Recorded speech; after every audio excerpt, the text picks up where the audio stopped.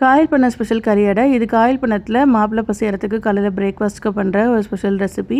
இது பண்ணுறதுக்கு ஒரு குக்கரில் ஒரு 1/4 கிலோ அளவுக்கு நான் மட்டன் சேர்த்துருக்கேன். இந்த மட்டனில் பீஃப் நம்ம எதனாலும் பண்ணலாம்.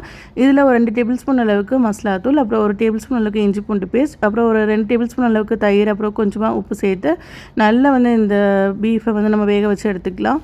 இப்போ ஒரு பவுலில் 1/2 கப் அளவுக்கு நான் பச்சரிசி மாவு பருமாவு சேர்த்துருக்கேன்.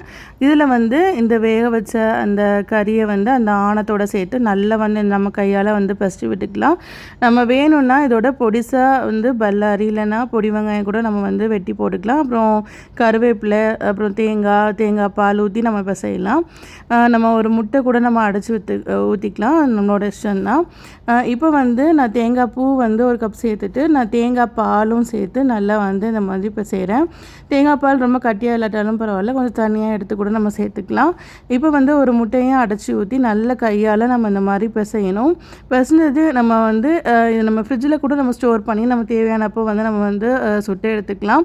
நம்ம பிசைஞ்சு வச்சு கொஞ்ச நேரம் ஊற வச்சு எடுத்ததுக்கப்புறமா இந்த மாதிரி மாவு நல்லா கட்டியாக இருக்கும். மறுபடியும் கொஞ்சம் தண்ணி ஊற்றி நம்ம டைல்யூட் பண்ணி இந்த ஊற்றுற அளவுக்கு நம்ம எடுத்து வச்சுக்கலாம். மோஸ்ட்லி இரும்பு வடை சட்டி அப்படி இல்லைன்னா இந்த மாதிரி அடைக்கல்ல தான் இந்த அடை சுட்டு எடுப்பாங்க. இந்த மாதிரி ஒரு கரண்டி அளவுக்கு எடுத்து இந்த மாதிரி தட்டி எடுத்துக்கலாம். இது நெய்யில் தான் சுடுவாங்க. இந்த கறி அடையை நம்ம சிக்கன், மட்டன் எந்த குழம்பு, கிரேவி கூடனாலும் வச்சு சாப்பிட்லாம். ரொம்பவே டேஸ்ட்டாக இருக்கும்.